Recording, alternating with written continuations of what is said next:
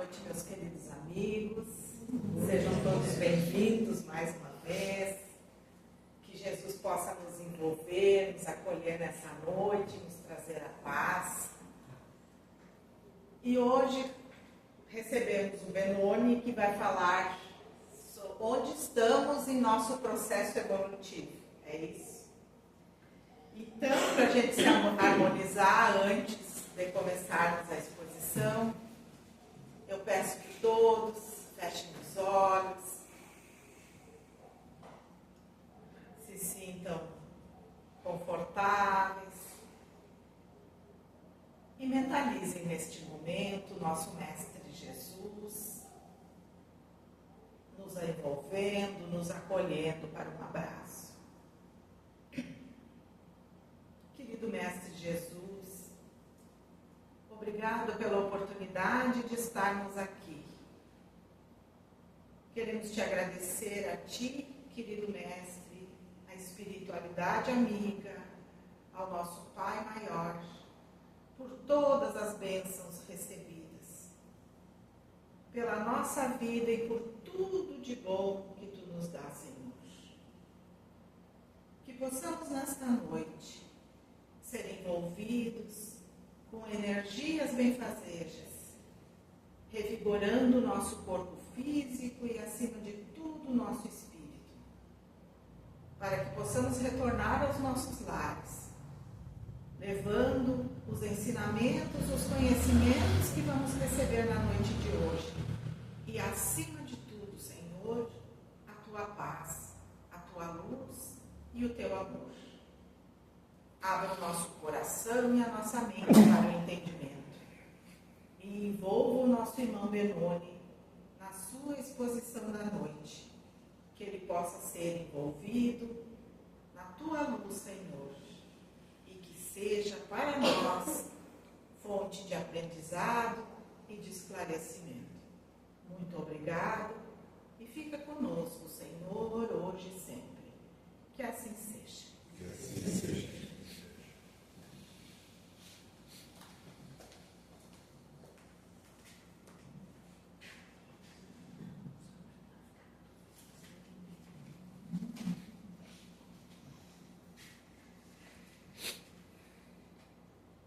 Boa noite a todos, mais uma vez. Boa noite. Mas eu não ouvi direito. Como é que é? Boa noite. Isso mexe um pouquinho com a gente. Vocês não vieram aqui por nada. Existe um motivo para vocês estarem aqui. Seja dar continuidade na aprendizagem, seja porque vocês creiam que necessitam de uma energia extra, né? E todos nós precisamos nesse mundo atribulado, nas nossas tarefas cotidianas, né? E nós temos esse texto, este tema que eu pensei, entre outros temas, que seria importante para a noite de hoje. Onde estamos em nosso processo evolutivo? Porque vocês sabem que desde o momento que nós nascemos até o dia de hoje, nós estamos em um processo evolutivo. Ok? Esse processo evolutivo está vinculado diretamente à nossa administração de tempo. Por incrível que pareça. O tempo é um balizador primordial no nosso desenvolvimento. E dependente de seu aproveitamento eficaz. E aí cabe uma explicação sobre eficiência e eficácia. Talvez alguns saibam, talvez alguns não saibam, mas não é a mesma coisa. Eficiência, tu pede para alguém fazer alguma coisa e ela faz exatamente aquilo que tu pediu. Toda vez que ela for fazer, ela vai fazer daquela forma. Vai sair com aquela qualidade, vai sair naquele tempo e ela é uma pessoa eficiente. Nós somos eficientes em muitas tarefas diárias, em muitas tarefas do nosso trabalho, em muitas situações socialmente falando. E a eficácia? A eficácia usa a eficiência como balizador. Tu faz certo, com a mesma qualidade, mas tu muda o processo. Tu pensa em fazer em menos tempo, com mais produtividade. Tu ousa, tu planeja, tu te organiza e faz o processo melhor do que ele é. Essa é a diferença. E assim é na nossa vida.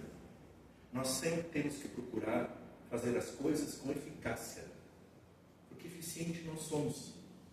Mesmo não fazendo exatamente como as pessoas querem, mesmo fazendo do jeito que a gente quer, a gente é eficiente naquilo que a gente faz. Porque se a gente deliberadamente erra no processo, a gente sabe. Eu errei no processo. Eu não fui eficiente. Por algum motivo, eu não fiz certo. Agora nós temos que, hoje, pensar em sermos eficazes. E é essa a intenção desta palestra. Como utilizamos o nosso tempo? Como programamos a nossa rotina diária em relação ao tempo? O tempo, meus irmãos, é a moeda mais cara e imprescindível que nós temos. Seu valor é inestimável. Se for perdido, não poderemos mais recuperá-lo. É que nem a água. Passou, passou. Aquela água que passou não retornará. Vai vir uma nova enxurrada, vai vir uma nova água, mas aquela passou. Assim é o tempo. Naquele tempo aconteceu alguma coisa e eu devia ter falado tal coisa. E eu não falei.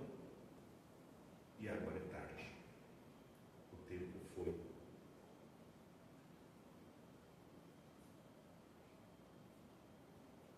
Como podemos então aproveitar o tempo de que dispomos? Sabemos que aproveitá-lo ao máximo é essencial. Nós temos que botar na nossa cabeça que aproveitar todo o tempo que nós tivermos ociosos, de alguma forma, nos sentimos ociosos, ou não ociosos, mas com uma tarefa que não é, que a gente compreende essencial, nós devemos aproveitar esse tempo numa outra tarefa que seja essencial. E para isso devemos nos esforçar para mudar determinados hábitos e pensamentos. Muito importante, mudar hábitos e pensamentos que ocupam o nosso precioso tempo para conseguirmos alcançar resultados ideais em nosso desenvolvimento espiritual. Porque tudo que nós fazemos tem a ver com o nosso desenvolvimento espiritual.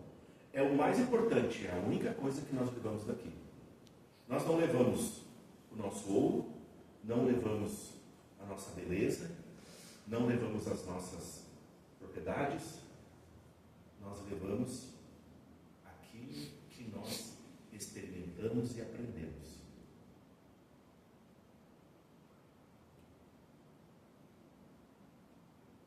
Cuidar dos próprios interesses em primeiro lugar, assumindo a própria alma preciosa e imortal.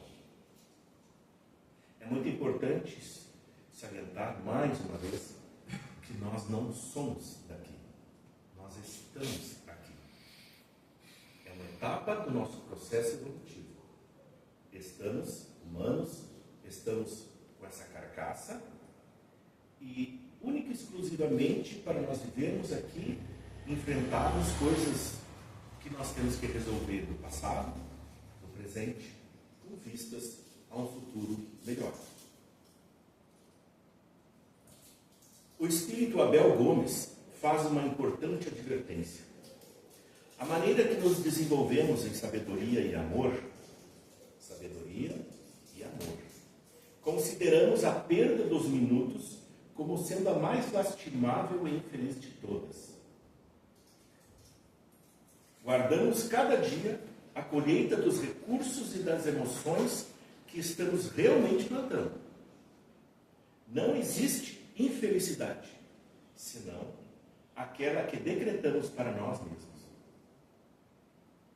Nós colhemos o que nós plantamos. Se nós plantamos algo que vai nos deixar infeliz, nós somos vítimas do nosso próprio plantio.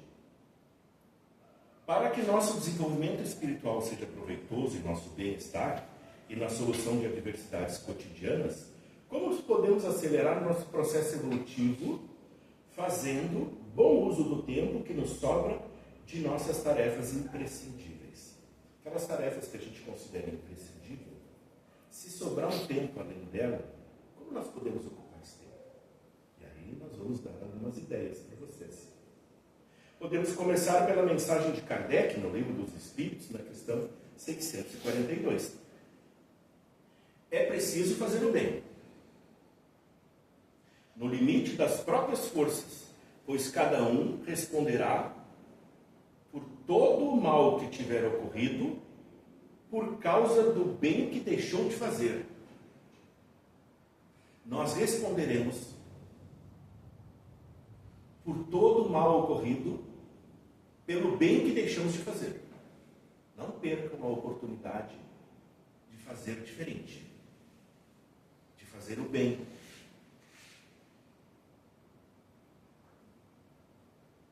Fazemos o bem a nós mesmos quando procuramos nos tornar melhor do que já entendemos que somos. Nós sempre temos um balizador. Nós entendemos que do jeito que eu estou indo, eu estou bem. Não cabe mudança? Não, já cheguei no limiar do que eu posso fazer. Tá, perfeito. Siga assim. Só assim crescemos em iluminação. De acordo com Allan Kardec, o verdadeiro espírita é aquele que se esforça para se transformar moralmente, controlando as suas más tendências. E como podemos nos transformar no verdadeiro espírita? Conhecendo, compreendendo e praticando os ensinamentos espíritas. E quais são os principais ensinamentos espíritas? Podemos começar com a compreensão e aceitação de duas principais leis que são. Todo mundo sabe as leis. A primeira lei diz: amarás o Senhor teu Deus com todo o teu coração, com toda a tua alma e com toda a tua mente. Resumidamente falando, amarás a teu Deus sobre todas as coisas.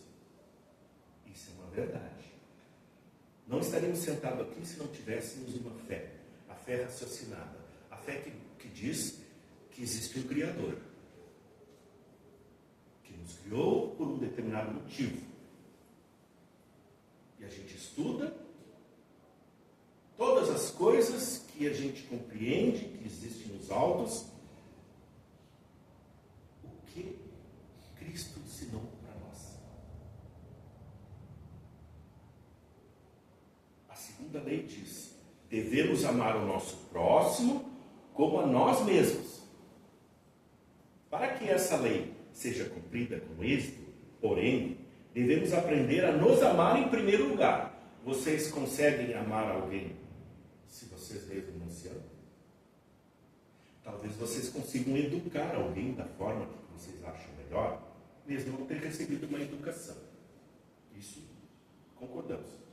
Mas amar é algo diferente. Amar é tu sentir gosto por aquilo. É tu sentir vontade de estar com aquela pessoa. É tu te preocupar com o que está ocorrendo na vida daquela pessoa. Ela já saiu de casa, era teu filho, tua filha, já saiu de casa faz tempo. Esse é um amor paternal, maternal, que a gente pega pelo sangue. Protege aquela alma de toda a tua forma. Mas e as outras pessoas?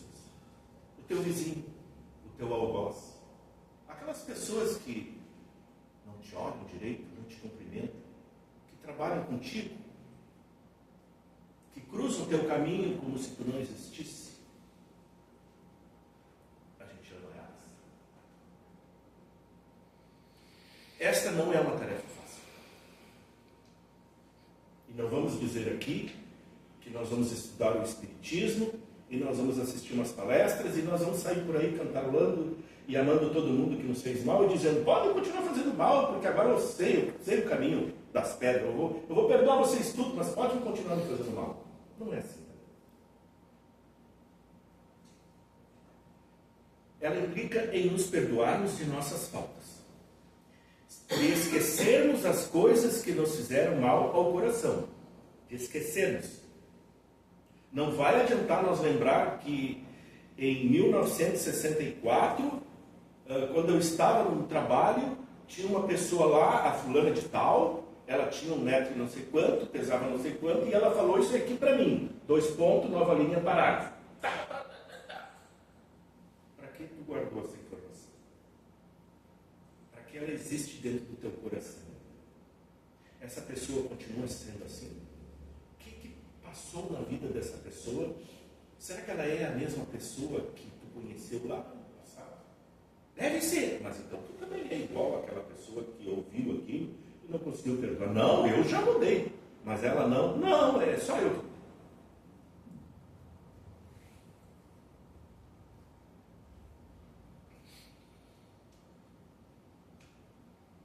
De compreender que somos espíritos em desenvolvimento, todos nós. E nós temos muitos espíritos em degraus diferentes do nosso. E se nós não usarmos de compaixão, nós estamos sujeitos a também sermos julgados da mesma forma. Que somos muitas vezes orgulhosos, quem eu? Egoístas, não! Irresponsáveis, invejosos e preconceituosos. Mas de onde tu tirou isso? Mas isso pode e deve mudar. Quando? Use o tempo. Podemos usar um tempo determinado para nos conhecer melhor.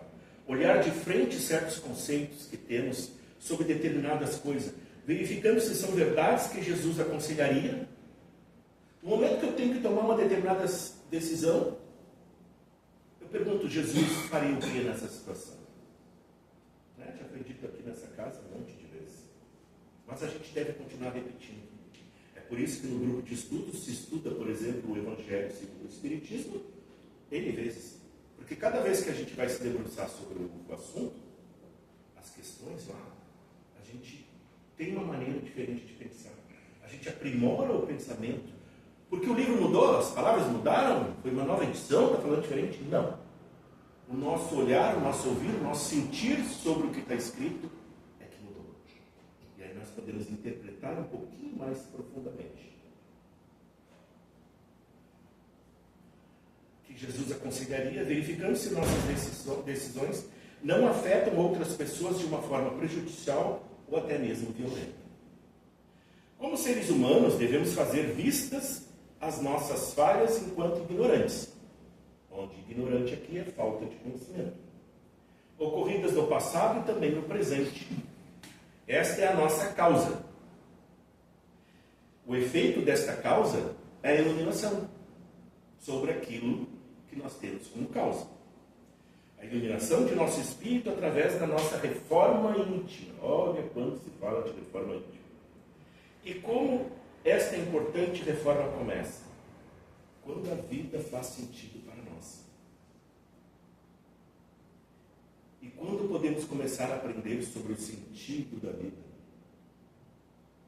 Quando pudermos entender como usar o nosso tempo de maneira proveitosa, responsável, nos comprometendo a fazer frente às verdades que Jesus nos ensinou e que todas as vezes nas palestras, exposições, grupos de estudos, são passadas e repassadas.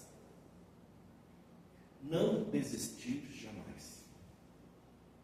Aproveitar todo e qualquer ensinamento com humildade e alegria, fazendo bem e também não fazendo mal. Nosso esforço sempre é recompensado. É difícil? Muitas vezes é. Mas nós temos que enfrentar. As coisas não acontecem quando nós ficamos ociosos. Não adianta nós rezarmos para Deus nos ajudar se nós não levantarmos e caminharmos em direção daquilo que a gente está querendo. Temos uma forma de nos expressar aprendida de alguma forma, seja em casa, na escola, na universidade, trabalho, enfim. Uma forma que compreendemos ser a melhor forma de interagir com o nosso irmão. Não um irmão de sangue, um irmão, qualquer pessoa. No cotidiano. Será que esta forma de interagir com o próximo é a melhor forma que podemos usar? É a melhor forma de expressão do que pensamos? Precisamos propor a nós mesmos que em algum momento aguçemos o nosso estado de consciência para refletir sobre mudanças interessantes em nossa vida e que possamos repensar sobre a maneira como estamos agindo ou com o propósito de ampliar, melhorar, ajustar atitudes, comportamentos em nossa mente para podermos seguir a estrada em direção ao sermos pessoas melhores. Eu desejo ser pessoa melhor. Como eu faço para conseguir? Modifique-se. Mas eu já estou bom o suficiente. Será? Todos concordam que eu já estou bom o suficiente? Vamos refletir um pouco. Em primeiro lugar, pensemos na seguinte afirmação: é impossível amar a Deus sem que também amemos o próximo. Impossível. Podemos estar treinando, mas não amamos a Deus ainda. Porque Deus não quer que você deixe de amar o filho dele. Só coloque defeitos nele. Você não tem defeitos, só o próximo tem. Em uma situação hipotética familiar em que um pai zeloso, espiritualizado e preocupado com a educação moral de seus filhos, o que pensaria se disséssemos a ele que, embora tenhamos muito amor a ele, mas não temos o mesmo sentimento pelo nosso irmão de sangue? É provável que ele perguntaria: mas por que não ama teu irmão? Eu os criei da melhor forma que pude, mesmas condições e tudo. O que podemos responder para nos justificar? Mas pai, ele é diferente. Estamos sempre em conflito. Tenho vergonha dele, ele não é como nós. Às vezes penso que nem a família ele seja. Já nem saio mais com ele. Não compreendo como pode ser tão diferente de nós.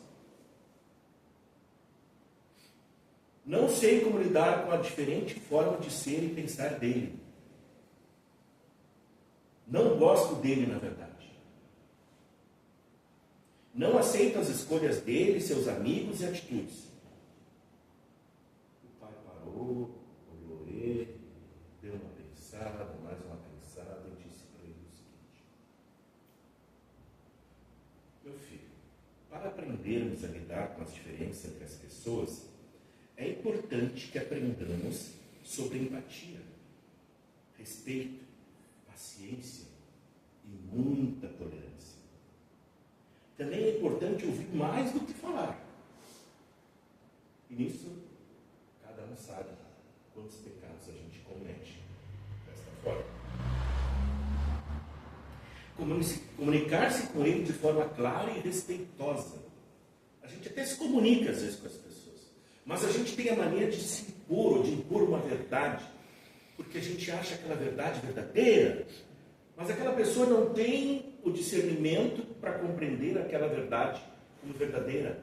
As coisas que aconteceram no cérebro dessa pessoa, pelo aquilo que ela passou na vida, não comporta aquela verdade como verdadeira. E aí? Vamos apartar? Cada um vai para um lado?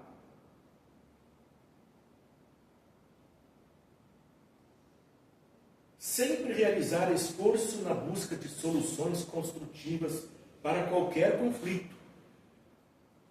Se ele não aceitar as colocações, deixe assim, dê um tempo a ele. Já perguntou a ele se está feliz com você como irmão? Se ele está feliz com o seu próprio jeito de ser? Como é fácil nós julgarmos. Nós olhamos determinada coisa acontecendo e nós julgamos pelo que nós vimos, algumas vezes pelo que ouvimos. Nós não temos todos os fatos. E mesmo que tivéssemos, seria só para ter curiosidade. Só cabe a Deus julgar. Nós temos que colocar esse escrito no papel, achar um buraquinho na cabeça, enfiar o papelzinho lá dentro e fechar de novo. Não julgarás teu próximo. Mas não vamos se cortar, pelo amor de Deus.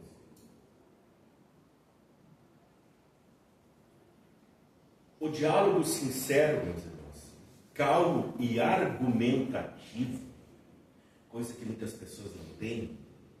Elas usam um diálogo agressivo, um diálogo de cima para baixo, de chefia, de liderança para peão, e uma má liderança. É sempre uma forma de aparar arestas, porque a gente nem imagina as repercussões que podem acontecer por uma palavra maldita, dita no momento errado. Num julgamento, então. Ou seja, de diminuir obstáculos e conflitos, fortalecendo as relações. Não conseguiremos nossos propósitos tendo alguma pendência com qualquer irmão que tenha cruzado o nosso caminho. Esta é uma verdade absoluta. É uma lei de Deus. Amarás teu próximo como ama a si mesmo.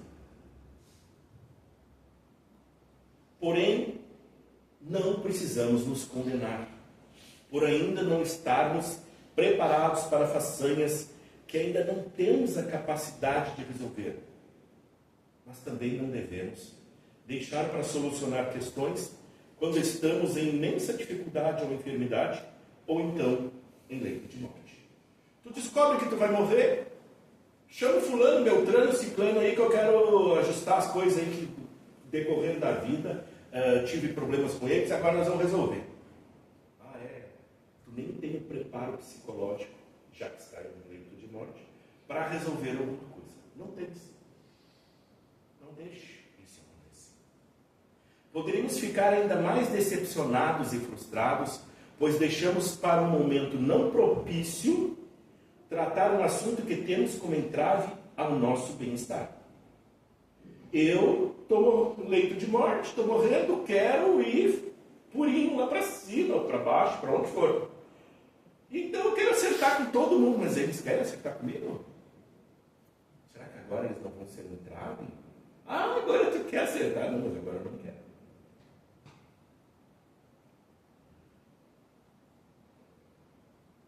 Pois deixamos para um momento não propício tratar de um assunto que temos como entrave no nosso bem-estar, nossa tranquilidade mental. Enfim, poderia nos causar ainda mais constrangimento as expectativas não correspondidas.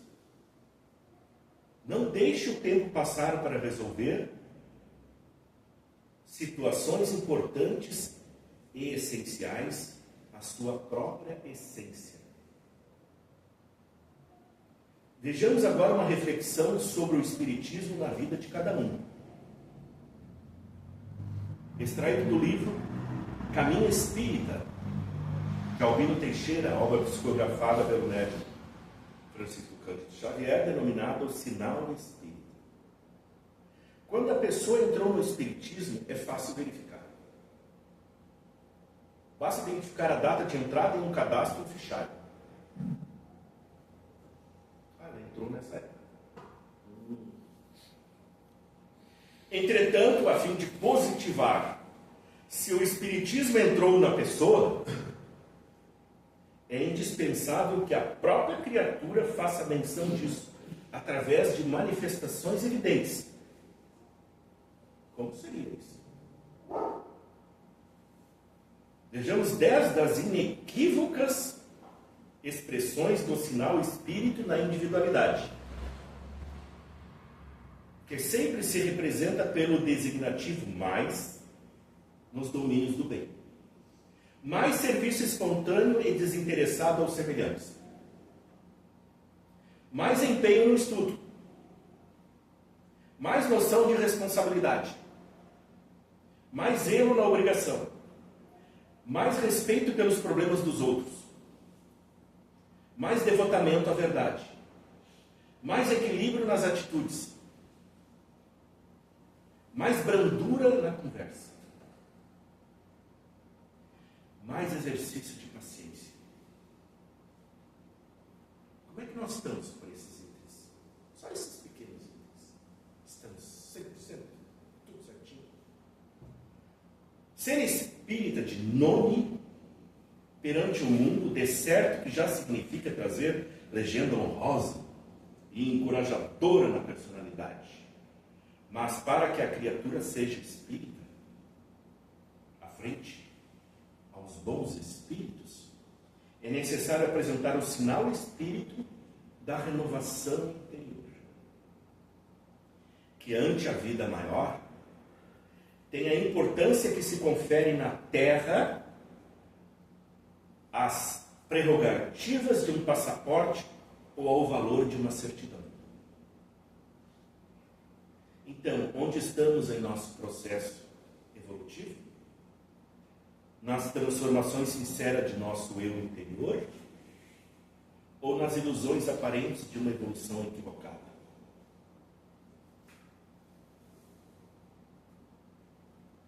Irmãos, que a vida nos ensine a ter. Que a gente aprenda a valorizar o abraço antes da ausência.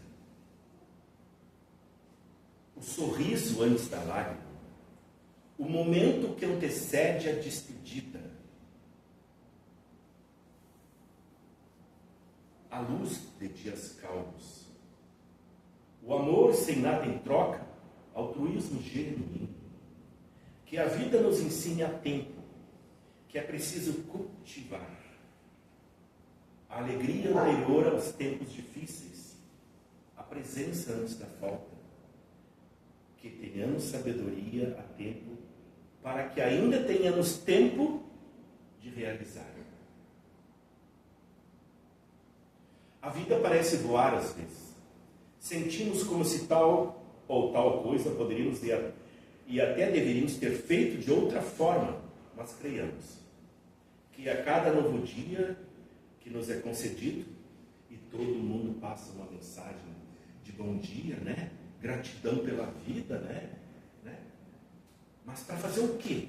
Eu sou grato à vida, Senhor. Mas o que eu estou fazendo para mim melhorar a mim mesmo e enxergar que eu sou feliz? O pouco que eu tenho é bastante mais que muitos.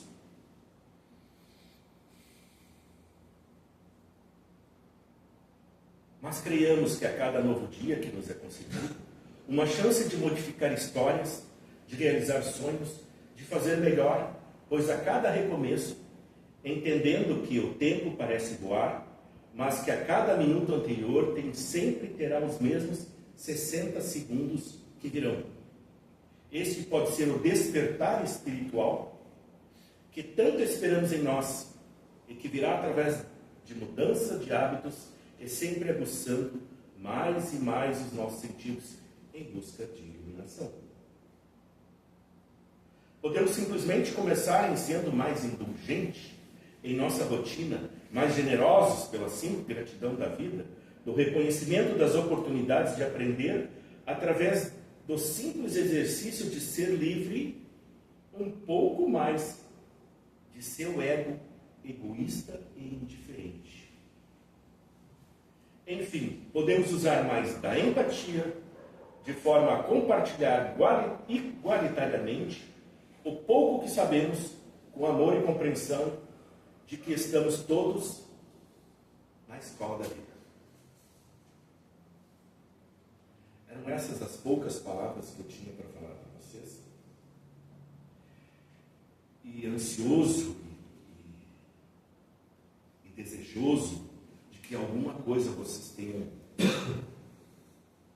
ficado com isso na mente, possam fazer bom uso disso, do que vocês entenderam.